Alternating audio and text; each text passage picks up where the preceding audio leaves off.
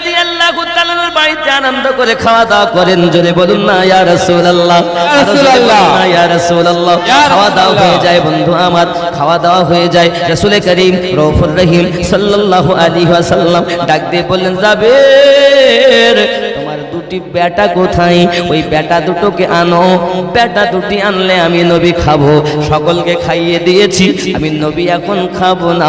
এই যুবকেরা সোনা মানিকেরাও সকল খাওয়া হয়ে গেল। তিনজনের খাবার 6 মাসের একটি বকরি, তিনজনের খাবার 1500 মানুষে খেয়েছে, এখনো খাবার রয়ে গেছে। এটি হল আমাদের নবী পাকের থুতু মোবারকের বরকত। জোরে সুবহানাল্লাহ। তুমি তো বলছো নবী আমাদের মতো, ও বাবা তুমি আমার নবী পাকের থুতু মোবারকের মতো হতে পারোনি। থুতু তো দূরের কথা, আমার নবী পাকের জুতা মোবারকের সমানও হতে পারবে না।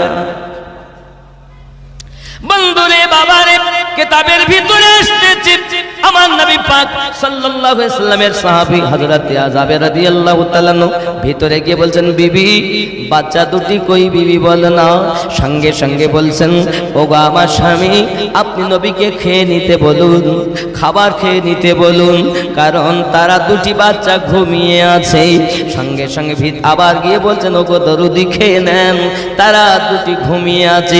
নবী আমার বলেন, ওগো জাবের আল্লাহ তরফ থেকে আমি নবী পাকের প্রকৃতি অর্ডার হয়েছে, বেটা না হলে খাওয়া যাবে না।